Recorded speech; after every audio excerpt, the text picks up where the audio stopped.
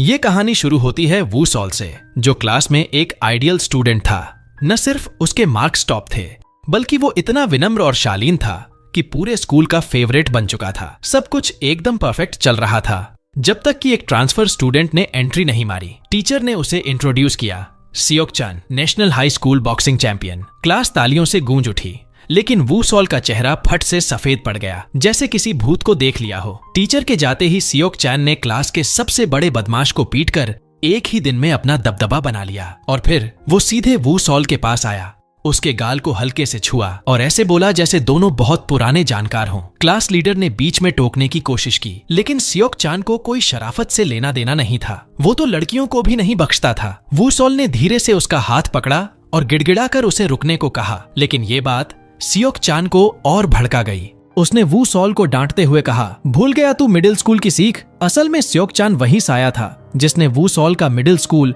एक भयानक सपने जैसा बना दिया था। जब जब वू सॉल ने टीचर से मदद मांगी, हालात और भी बदतर हो गए और अब वही डर दोबारा लौट आया था। वू सॉल दर्द से कराहते हुए जमीन पर गिर गया। तभी उसकी नजर एक पेन पर पड़ी। कांपते हाथों से वो पेन उठाया। सियोक चान हंस रहा था, उसे कायर कहकर चिढ़ा रहा था और फिर उसका हाथ पकड़कर अपनी आंख की ओर इशारा करते हुए बोला, हिम्मत है तो घोंप दे। सालों का डर, गुस्सा और अपमान उस एक पल में फट पड़ा। वू सॉल ने बिना सोचे समझे झटके से वार कर दिया। पूरी क्लास शॉक में जम गई। सियोक चान चीखा, उसकी आंख से खून बह रहा था, लेकिन क्योंकि वू सॉल ने जानबूझकर हथियार का इस्तेमाल किया और सियोक चान की एक आंख चली गई। कोर्ट ने इसे सेल्फ डिफेंस नहीं माना। उसकी मां रोती रही और वू सॉल, जिसने जिंदगी में पहली बार पलटकर वार किया था, उसे अपनी ही उजली फ्यूचर की कीमत चुकानी पड़ी। जेल ले जाती। बस में कोई भी उस पिछली सीट वाले लड़के से आंख मिलाने की हिम्मत नहीं कर रहा था। वू सॉल की सीट किसी ब्लॉन्ड लड़के ने हथिया ली थी और उसे एक खतरनाक दिखने वाले इंसान के बगल में बैठना पड़ा। जेल पहुंचते ही गार्ड्स ने सबका सामान जब्त किया। वहां ह्योनमिन फिर से वू सॉल से मिला और धीरे से पूछा, किस केस में आया है? वू सॉल ने शांत स्वर में कहा, अटेम्प्टेड मर्डर। सब सन्न रह गए। ह्योनमिन ने झट से माफी मांगी और झूठ बोल दिया कि उसका केस भी ऐसा ही है, लेकिन बाद में जब उसने खुद को बाकी कैदियों से इंट्रोड्यूस किया तो सच कबूल किया। वो तो बस चोरी के केस में अंदर आया था। तभी एक सीनियर कैदी दोनों नए लड़कों को जेल के रूल्स समझाने लगा। यहाँ रैंक मुट्ठियों से तय होती है। अगर लड़ नहीं सकते तो गायब हो जाओ, वरना मिटा दिए जाओगे। इस वक्त जेल 3 ग्रुप्स में बंटी हुई थी। पहला सेंग ह्युप का, जो एक वर्ल्ड जूडो चैंपियन रह चुका था और जिसकी स्किल्स का कोई तोड़ नहीं था। दूसरा वॉन जून का, एक ऐसा इंसान जो गुस्से में शैतान बन जाता था। और तीसरा सुंग योंग का, जो छोटा दिखता था लेकिन किसी को भी चूर चूर कर सकता था। ताकत हासिल करने के लिए वॉन जून और सुंग योंग ने मिलकर चाल चली। उन्होंने झूठा झगड़ा किया और सांग ह्युप पर अटैक और स्मोकिंग स्टफ चुराने का इल्जाम लगाया। नतीजा, सांग ह्युप को सॉलिटरी कन्फाइनमेंट में भेज दिया गया और अब जेल की सत्ता सिर्फ 2 के हाथों में थी। लेकिन सच्चाई ये थी कि जेल का असली मालिक कोई और था, एक ऐसा इंसान जिसे ये तीनों मिलकर भी नहीं हरा सकते थे। उसका नाम था डो ह्युन, वही आदमी जो बस में वू सॉल के पास बैठा था।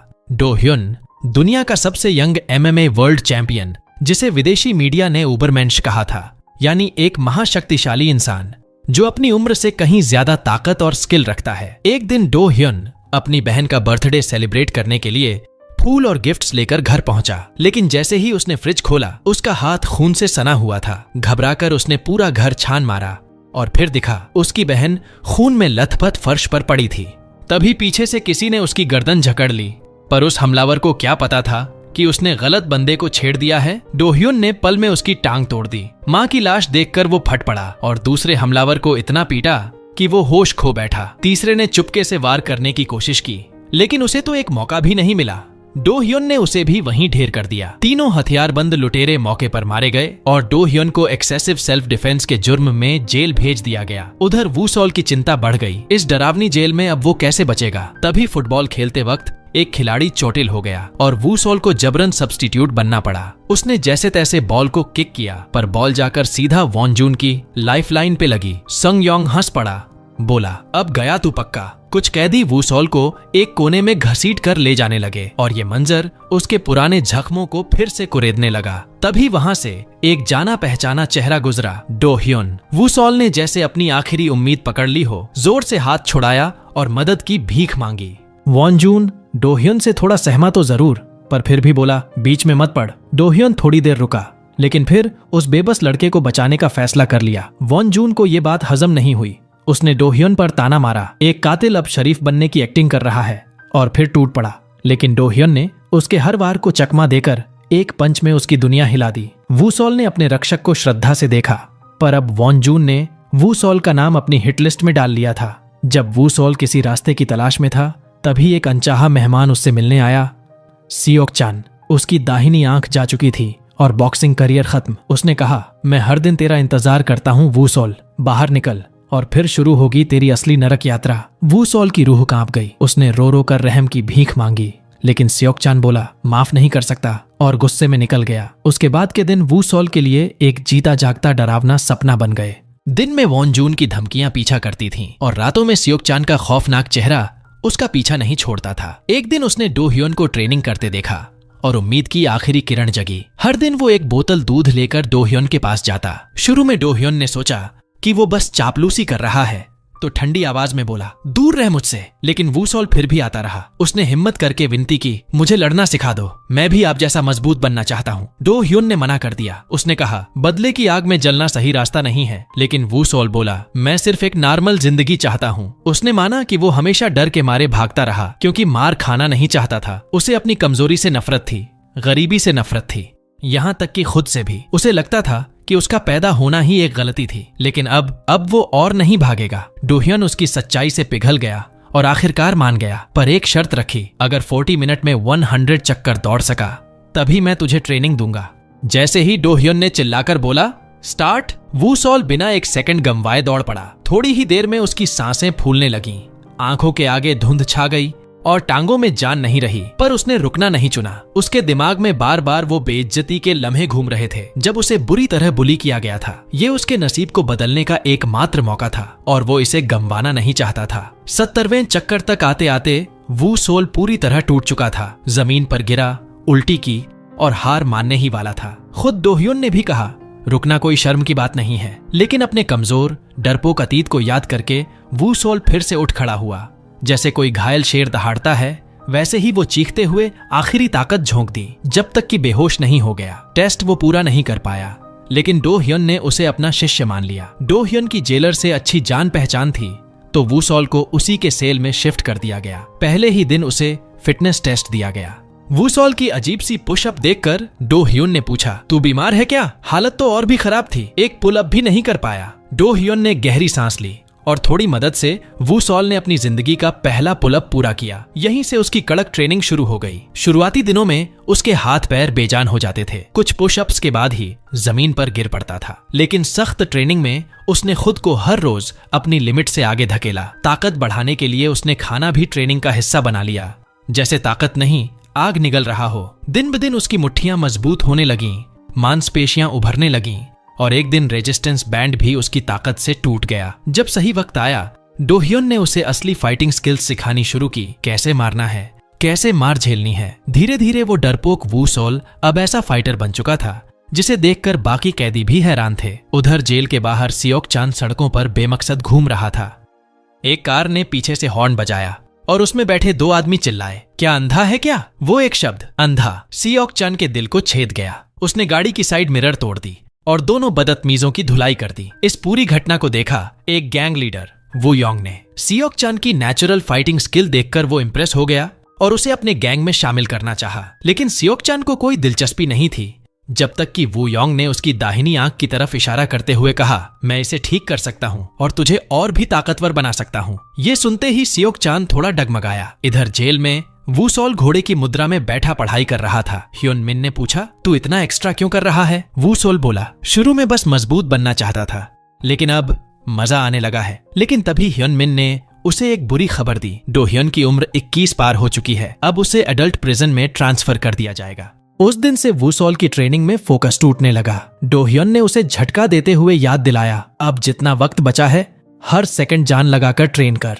एक दिन वू सॉल ने देखा कि ह्योन मिन को कुछ कैदी परेशान कर रहे हैं। वो तुरंत बीच में कूदा और अपने दोस्त को बचाया। गुंडों ने झुंड में हमला करने की कोशिश की, लेकिन अब वू सॉल वो कमजोर लड़का नहीं रहा। अब वो अकेले सब पर भारी था। जब वॉन जून को पता चला कि उसके लोग पिट गए हैं, तो उसका खून खौल उठा। उसने वूसोल को वर्कशॉप में बुलवाया पुराने हिसाब किताब चुकता करने। वूसोल ने माफी मांगी और समझाया कि उन लोगों ने पहले उसके दोस्त को बुली किया था, इसलिए उसने सिर्फ उसका बचाव किया। वॉन जून ने वूसोल की बात एक कान से सुनी और दूसरे से निकाल दी। सीधा उसके सिर पर जोरदार वार कर दिया, लेकिन वूसोल ने अगला हमला तुरंत डॉज कर लिया और रिफ्लेक्स में उसे एक जोरदार मुक्का जड़ दिया। ये देखकर सब सन्न रह गए। मुक्का से बौखलाया वॉन जून गुस्से में आगबबूला हो गया और वूसोल को जमीन पर पटक दिया। वूसोल फौरन उठ खड़ा हुआ, लेकिन उसके पंच वॉन जून पर ऐसे लग रहे थे जैसे किसी पत्थर पर मच्छर गिर रहा हो। उधर वॉन जून के पंच ऐसे बरस रहे थे जैसे हथौड़े, और धीरे धीरे वूसोल पीछे हटने लगा। दर्द से कराहते हुए वो जमीन पर गिर पड़ा, लेकिन सभी को चौंकाते हुए वो फिर से खड़ा हो गया। इस बार उसकी आंखों में डर नहीं, जुनून था। उसने वॉन जून के चेहरे पर एक के बाद एक पंच बरसाए, जब तक कि वॉन जून बेहोश नहीं हो गया। इस क्रिटिकल मोमेंट पर डोह्योन ने बीच में आकर वूसोल को रोका ताकि वो अपनी हदें पार न कर जाए। उसे डर था कि कहीं वूसोल भी उसी अंधेरे रास्ते पर न चला जाए जहां वो खुद फंस चुका है। उधर सियोक चान अब पूरी तरह बेरहम बन चुका था। रोज की लड़ाइयों ने उसे बर्फ जैसा ठंडा बना दिया था। वू योंग अब उस पर पूरा भरोसा करने लगा था। वो उसका सबसे भरोसेमंद किलर बन चुका था। अगले दिन डो ह्योन ने वूसोल के लिए स्पेशल लंच बनाया और फिर दोनों ने अपना पहला असली स्पैरिंग मैच खेला।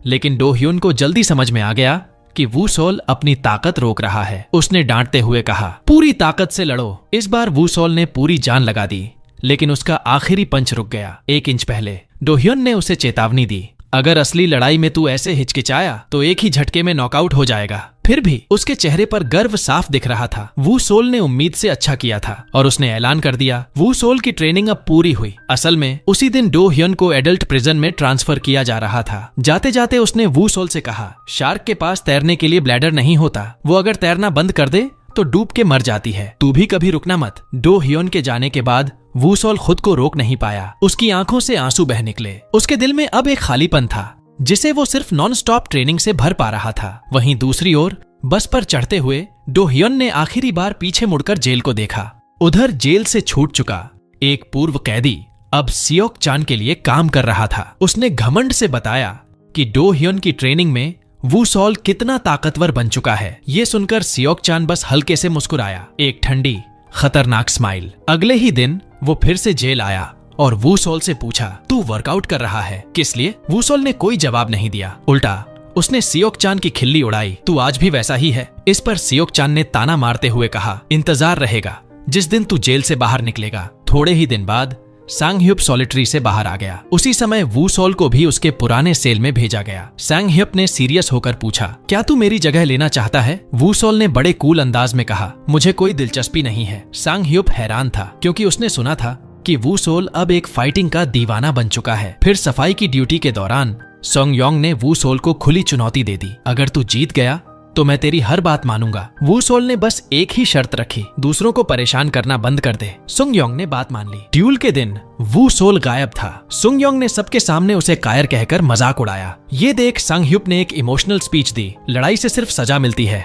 दर्द मिलता है, कुछ नहीं बदलता। हमें अब और कचरा बनकर नहीं जीना। और तभी वूसोल पहुंच गया। सुंग योंग ने बिना देर किए अटैक कर दिया। उसकी मूवमेंट तेज थी, पंचेस जंगली थे और वूसोल एक पल को भी जवाब नहीं दे पा रहा था। सुंग योंग को पूरा यकीन था कि उसने जीत हासिल कर ली है, लेकिन तभी वूसोल फिर से उठ खड़ा हुआ। उसने सुंग योंग की टांग पकड़ ली और उसकी जांघ पर जोरदार वार किया। इसके बाद उसने चौखोल्ड लगाकर पूरा मैच पलट दिया। जीत वूसोल की हुई और वो जेल का नया टॉप डॉग बन गया। उसके बीच बचाव से वॉन जून और संग योंग ने वादा किया कि अब से न कोई हिंसा होगी, न किसी को डराया जाएगा। जेल में आखिरकार शांति लौट आई। जो कभी एक दूसरे के दुश्मन थे अब दोस्त बन गए। संग योंग ने तो वूसोल को अपनी सारी किकिंग टेक्निक्स तक सिखा दी।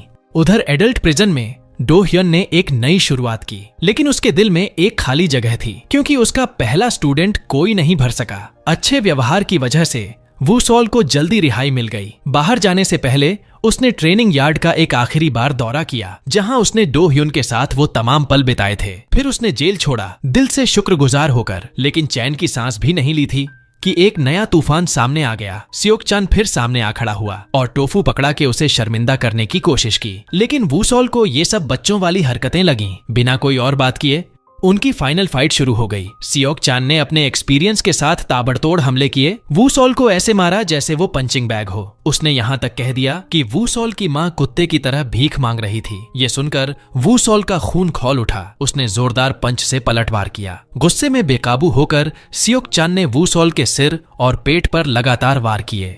वू सॉल जमीन पर गिर पड़ा, खून की उल्टी करते हुए। तभी उसे डो ह्योन की बात याद आई। शार्क कभी रुकती नहीं तो डूब जाती है। और उसी पल वू सॉल की फाइटिंग स्पिरिट दोबारा जाग उठी। अब दोनों ने एक दूसरे पर दीवानों की तरह पंच बरसाने शुरू कर दिए। वू सॉल ने वो बॉक्सिंग टेक्निक्स इस्तेमाल की जो डो ह्योन ने उसे सिखाई थी। एक पंच सीधे सियोक चान की आईब्रो पर पड़ा। गुस्से में तमतमाया सियोक चान अब बिना सोचे समझे वार करने लगा। और तभी वू सॉल ने संग योंग की सिखाई हुई किकिंग टेक्निक इस्तेमाल की, सटीक, तेज और खतरनाक। सियोक चान चौंक गया। उसे अंदाजा नहीं था कि कभी कमजोर समझे जाने वाला वू सॉल इतना ताकतवर बन जाएगा। लेकिन लड़ाई अब ताकत की नहीं, जज्बे की थी।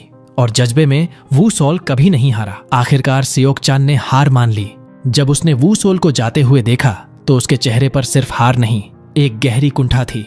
कुछ वक्त बाद वू सॉल ने जेल जाकर डो ह्योन से मुलाकात की। दोनों को एक दूसरे को देखकर बेहद खुशी हुई। हिचकिचाते हुए वू सॉल ने पूछा, तूने कभी असली शार्क देखी है? मैं एक्वेरियम गया था, लेकिन शार्क तो बहुत कम हिल रही थी। और तुमने तो कहा था कि शार्क कभी नहीं रुकती। डो ह्योन ने झट से कहा, शायद वो मर चुकी थी। और इस बेवकूफी भरे जवाब पर दोनों हंस पड़े दिल से। 6 महीने बीत गए। जेल के बाहर की जिंदगी अब भी आसान नहीं थी। क्रिमिनल रिकॉर्ड की वजह से वू सॉल को बार बार भेदभाव और नाइंसाफी का सामना करना पड़ा। लेकिन उसके पुराने जेल के दोस्तों ने कभी उसका साथ नहीं छोड़ा। संग योंग अब स्ट्रीट पर फूड ट्रक चला रहा था। वॉन जून कंस्ट्रक्शन साइट पर काम करता और फ्री टाइम में पढ़ाई करता। सैंग ह्युप को अपनी पुरानी कंटेस्टेंट लाइफ की याद सताई तो वो दोबारा जिम लौट गया। और वू सॉल वो हर दिन बिना रुके ट्रेन करता रहा। एक दिन वू सॉल डो ह्योन से मिलने फिर जेल आया, इस बार एक अच्छी खबर के साथ। उसने बताया कि उसे एक जिम में पार्ट टाइम जॉब मिल गई है। अब उसकी खाने पीने और रहने की सारी दिक्कतें सुलझ गई थीं। और सबसे बड़ी बात, वो अब भी ट्रेनिंग जारी रख सकता था। एक बॉक्सर बनने की राह आसान नहीं थी, लेकिन एक शार्क कभी नहीं रुकती। फिर भी डो ह्योन को चिंता थी। भले ही वू सॉल ने उस कुख्यात गैंगस्टर सियोक चान को हरा दिया हो, लेकिन मुसीबत उसके पीछे पीछे चलती रहेगी। डो ह्योन बार बार उसे समझाता रहा, संभल कर चल, गुस्से में आकर कोई गलती मत कर बैठना। वू सॉल चुपचाप सिर हिला देता। और डो ह्योन ने कहा, अब जब तूने रास्ता चुना है तो दिल से चल। जिम लौटकर वू सॉल ने दोगुनी मेहनत शुरू कर दी। इस मौके की उसे असली कद्र थी। उधर एक कोच को एक प्रोफेशनल बॉक्सर ने बुरी तरह पीट दिया था। घमंडी ओवल ने पूछा, आज किसको पंचिंग बैग बनाना है? कोच ने थकते हुए कहा कि सारे स्पारिंग पार्टनर तो भाग गए हैं, क्योंकि ऑल की फाइटिंग ऐसी है जैसे किसी को मार ही देगा। तभी कोच की नजर वू सॉल पर पड़ी और उसे चुन लिया। ओवल को जब पता चला कि सामने वाला एक एक्स कौन है तो उसकी दिलचस्पी और बढ़ गई। उसने माइक पर चुटकी ली, अगर तू जीत गया तो शायद कोच तुझे असली फाइटर बना ही दे। ये सुनते ही वू सॉल बिना किसी झिझक के तैयार हो गया। पहला हमला उसने बड़ी आसानी से डॉज कर लिया। कोच ने तुरंत उसे फुल गियर फेंक कर दिया, लेकिन वू सॉल ने सिर्फ ग्लव्स पहने। ओवल को लगा ये उसकी बेइज्जती कर रहा है। गुस्से में आकर उसने जोरदार अटैक शुरू कर दिया। वू सॉल ने अपना सिर कवर किया और डिफेंस में रहा। फिर जैसे ही मौका मिला उसने ओवल की बाजू पर जोरदार मुक्का मारा। ओवल दर्द से घुटनों पर गिर पड़ा और जोर से चिल्लाने लगा, आइस, जल्दी आइस। जब जिम ऑनर को पता चला तो आगबबूला हो गया, क्योंकि उसी रात ओवल की एक इलीगल फाइट थी। नाम था फॉग। ये मैच किसी प्राइवेट ऐप पर लाइव स्ट्रीम होता था, सिर्फ चुनिंदा वीवीआईपी लोगों के लिए। ये लोग सिर्फ मस्ती के लिए नहीं, मोटी रकम की बेटिंग के लिए आते थे। ओवल उन मेन फाइटर्स में से एक था और उसका मुकाबला एक टैंक जैसे फाइटर से होना था जिसे सब टैंक बुलाते थे। लेकिन ओवल के भागते ही आयोजकों ने हड़बड़ाकर नया फाइटर ढूंढा और ऐलान किया कि जीत हार जैसी कोई बात नहीं, बस उतरने वाले को प्राइज मनी 10 गुना मिलेगी। वीवीआईपी मेहमान नाराज नहीं हुए, बल्कि और जोश में आ गए। दांव और बड़े लगने लगे। फिर रिंग में एंट्री हुई वू योंग की, गैंग का वही सिरफिरा लीडर। मैच को फेयर बनाने के लिए नया रूल रखा गया, अगर टैंक सिर्फ 30 सेकंड टिक गया तो वो जीतेगा। भीड़ पागल हो गई। ज्यादातर लोगों ने वू योंग पर सारा पैसा लगा दिया। रिंग में जाते हुए उसने टैंक को कहा, डर मत, अगर एक पंच भी मार दिया तो तेरा सारा कर्जा मैं चुका दूंगा। फाइट शुरू हुई। टैंक के पास कोई जवाब नहीं था। एक किक, एक पंच और टैंक 10 सेकंड में ढेर हो गया। लेकिन वू योंग यही नहीं रुका, उसने टैंक की टांग तोड़ दी। उसी रात घर लौटते वक्त वू सॉल की मुलाकात हुई वॉन जून से। उसने देखा कि वॉन जून एक आदमी को पैसे दे रहा था जिसके हाथ में छड़ी थी। शर्म से उसकी आंखें झुकी हुई थीं। असल में ये वही आदमी था जिसे कभी वॉन जून ने बुरी तरह बुली किया था, यहाँ तक कि उसकी टांग तक खराब कर दी थी। अब वॉन जून बदला हुआ इंसान था, अपने गुनाहों का प्रायश्चित कर रहा था। वू सॉल ने उसे हाय कहा और वॉन जून ने कूल अंदाज में बात शुरू कर दी। वू सॉल ने बताया कि आज तो वो जिम से निकाले जाने वाला था। वॉन जून ने लंबी सांस ली। जिंदगी वाकई मुश्किल है, लेकिन वू सॉल मुस्कुराया। ये रास्ता मैंने खुद चुना है, चाहे जितनी भी ठोकरें आए, मैं नहीं रुकने वाला। वू सॉल की बात सुनकर वॉन जून का भी हौसला बढ़ गया। इसके बाद दोनों सुंग योंग के फूड ट्रक पर पहुंचे। वॉन जून हमेशा की तरह मुफ्त में खा गया, लेकिन सुंग योंग ने कुछ नहीं कहा। तीनों हमेशा की तरह मजाक उड़ाते, एक दूसरे को चिढ़ाते रहे, लेकिन इन ठहाकों के बीच भी एक सच्ची दोस्ती छुपी थी, जो मुश्किल वक्त में सोने से भी ज्यादा कीमती थी। तभी वहां जी ही आ गई, जो दरअसल वॉन जून की ट्यूटर थी। अब चारों ने अपने ड्रिंक्स उठाए और एक बेहतर कल के लिए टोस्ट किया, लेकिन सुंग योंग की नजर वू सॉल पर पड़ी। वो बार बार जी ही की ओर देख रहा था। भाई का क्रश एकदम साफ था। तभी एक लग्जरी कार पूरे जोर से सड़क पर आ धमकी। ड्राइवर सीधे वू सॉल के पास पहुंचा। वो और कोई नहीं बल्कि वू योंग था। उसने बिना टाइम बर्बाद किए सीधे बात रखी। वू सॉल को अपने लिए काम करने का ऑफर दिया।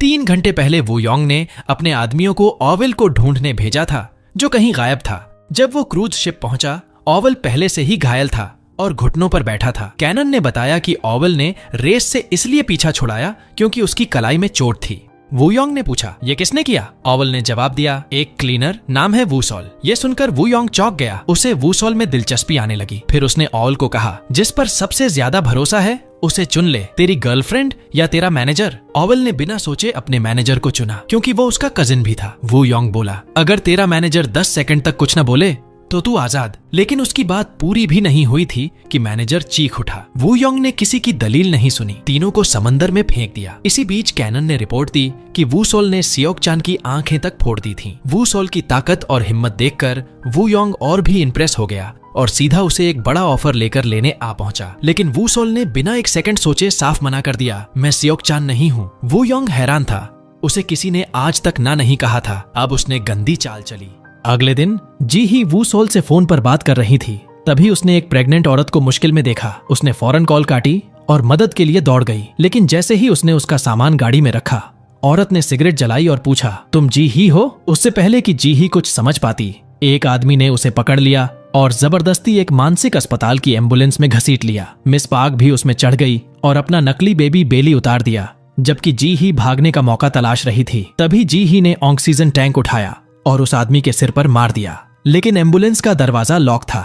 मिस पार्क ने उसे जोर से लात मारी और बेहोश कर दिया। उसी वक्त वू सॉल संग ह्युप के साथ ट्रेनिंग कर रहा था, जबकि वॉन जून और संग योंग पास ही बैठकर उन्हें देख रहे थे। दोनों एक रिटायर्ड कपल की तरह बातें कर रहे थे, बिल्कुल वैसे जैसे 2 अंकल बच्चों की शादी की चिंता कर रहे हों। तभी संग योंग ने थोड़ा इमोशनल होकर कुछ कहा तो वॉन जून को थोड़ी घिन आ गई। अरे दूर हट। ट्रेनिंग के बाद वू सॉल को जी ही की वीडियो कॉल आई। उसने देखा वो रो रही थी, किसी से लड़ रही थी, बुरी तरह डर रही थी। उसने दोबारा कॉल किया, लेकिन कोई जवाब नहीं आया। उसे समझ में आ गया ये सब वू योंग की हरकत है। अब वू सॉल अपना कंट्रोल खो रहा था।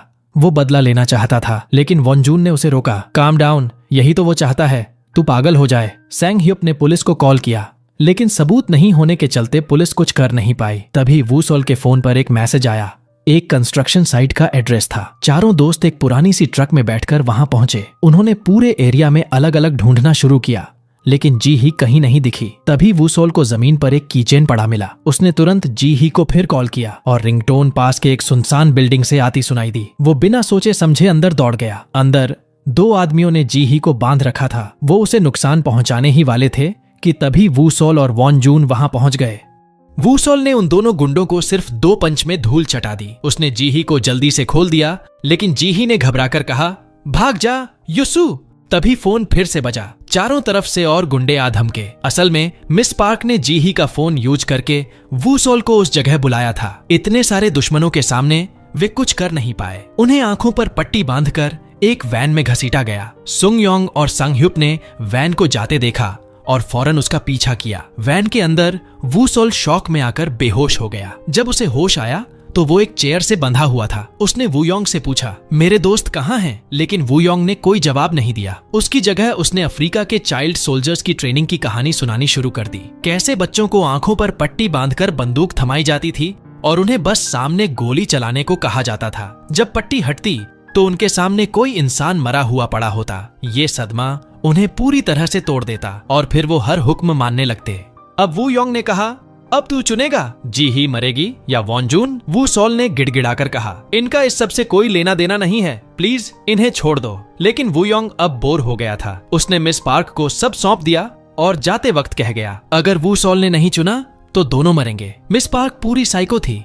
उसे गंदे कामों में मजा आता था। उसने सब रिकॉर्ड करने का हुक्म दिया और वू सॉल को 10 सेकंड का टाइम दिया। वू सॉल चिल्लाया, मैं तुझे मार डालूंगा, लेकिन कुछ असर नहीं हुआ। वो टूट गया और बोला, वॉन जून अब मैं क्या करूं? टाइम खत्म होते ही मिस पार्क को लगा उसने वॉन जून कहा और उसने चाकू से उस पर वार कर दिया, लेकिन किस्मत से चाकू उसके रस्सी काट गया। वॉन जून ने मिस पार्क का हाथ पकड़ा और उसे जमीन पर पटक दिया। उसने 2 बेकार से गार्ड्स को मिनटों में ढेर कर दिया। मिस पार्क ने दोबारा हमला किया, लेकिन इस बार वॉन जून ने चाकू रोक लिया और उसे जबरदस्त पटकनी दी। उसने सबको खोला और सभी नीचे की ओर भागे। मिस पार्क होश में आई और सैकड़ों गार्ड्स को भेजने का हुक्म दिया। अब पीछे से दुश्मन और सामने से भी। वॉन जून पीछे रुक गया ताकि वू सॉल और जी ही भाग सकें, लेकिन सामने से भी दुश्मन आ गए। वू सॉल ने लड़ने की कोशिश की, लेकिन सीढ़ियों से गिर गया। तभी पीछे से दौड़कर वॉन जून मदद करने आया, लेकिन एक गार्ड ने उसे दीवार से चिपका दिया। वू सॉल बेहोश होने ही वाला था कि जी ही ने फायर एक्सटिंग्विशर उठाकर गार्ड को मारा और वू सॉल को लड़ने का मौका मिल गया। लेकिन राहत का टाइम नहीं था और गार्ड्स आ गए। पेट से खून बहने के बावजूद वॉन जून डटा रहा ताकि उसके दोस्त भाग सकें। वू सॉल और जी ही पार्किंग तक पहुंच गए, लेकिन वहां बॉडीगार्ड्स ने रास्ता रोक लिया। तभी असली एंट्री हुई संग योंग और सैंग ह्यूप की। दोनों ऐसे टूट पड़े जैसे WWE में एंट्री हो। सेकंड्स में सब दुश्मन जमीन छाटने लगे। चारों दोस्त दौड़ते हुए वापस गए वॉन जून को ढूंढने, लेकिन वहां पहुंचकर देखा भाई पहले ही सबको अकेले ठोक चुका था। उसने मस्ती में कहा, तुम लोग बहुत देर कर दी यार। वू सॉल ने उसे सहारा दिया और कहा, अब बकवास बंद कर, जिंदा रहना है। लेकिन हालत बहुत खराब थी। वॉन जून ने अपनी जेब से एक नोटबुक निकाली जिसमें उन लोगों के नाम थे जिन्हें वो स्कूल में बुली करता था। उसने वू सॉल से कहा, प्लीज मेरी तरफ से माफी मांग लेना, लेकिन वू सॉल ने इनकार कर दिया। खुद जिंदा रह और जाकर खुद माफी मांग। वॉन जून ने वादा किया, मैं किसी कचरे की तरह नहीं मरूंगा, लेकिन वो फिर भी नहीं बच सका। वू सॉल की चीख निकल गई। उसके दिमाग में उनकी पुरानी यादें चलने लगीं, हंसी, झगड़े, दोस्ती, और अब ये। वू सॉल ने खुद को ही दोषी ठहराया। उसे लग रहा था सब मेरी गलती है। अंतिम संस्कार के दौरान वू सॉल वॉन जून की फोटो को देखता रहा, गिल्ट से भरा हुआ। तभी एक औरत आई और जोर से उसे एक थप्पड़ मारा। वो चीखते हुए बोली, जब मेरा भाई मर रहा था तू कहाँ था? वो थी वॉन जून की बहन योनजिन। वू सॉल के पास बस माफी मांगने के अलावा कोई जवाब नहीं था, लेकिन योनजिन को माफी नहीं चाहिए थी। उसे तो बस अपना भाई वापस चाहिए था। वू सॉल खुद को माफ नहीं कर पा रहा था। उसे वू योंग का ऑफर ठुकराने का पछतावा था। वो चीख पड़ा, अगर मैं ना होता तो वॉन जून आज जिंदा होता। सुंग योंग का सब्र टूट गया। उसने कहा, ये तेरी गलती नहीं है, तेरी वजह से ही तो पहली बार उसे लगा कि वो इंसान है, वरना उसकी जिंदगी तो कबाड़ थी। वू सॉल की मदद से उसने high school equivalency test pass किया था और जिन लोगों को उसने दुख पहुंचाया था उनसे माफी भी मांगी थी। सुंग योंग ने कहा, अगर तू खुद को यूं ही दोष देता रहेगा तो वॉन जून की आत्मा कभी शांति नहीं पाएगी। ये सुनकर योनजिन को भी समझ में आ गया कि उसके भाई और वू सॉल के बीच रिश्ता कितना गहरा था। उधर जी ही अपनी माँ से फोन पर बात कर रही थी। तभी एक चेहरा कटा हुआ आदमी उससे टकराया। शक होने पर उसने कॉल काटी और उसका पीछा करने लगी। वो आदमी सीधे उस पुलिस वाले से मिला जो वॉन जून के केस की जांच कर रहा था और उसे कैनन का फोन उठाने पर मजबूर कर दिया। कैनन ने फोन पर मोटी रिश्वत की पेशकश की। बस पुलिस वाले को कोई और आरोपी ढूंढकर सारा इल्जाम डाल देना था। जी ही ने ये सब देख लिया और तुरंत सबको बता दिया। इसी बीच वू योंग ने भी बेहयाई की हद पार कर दी। उसने एक श्रद्धांजलि वाला फूलों का हार भेजा जिस पर लिखा था, बात अधूरी रह गई थी, पूरी करते हैं। सुंग योंग का खून खौल गया।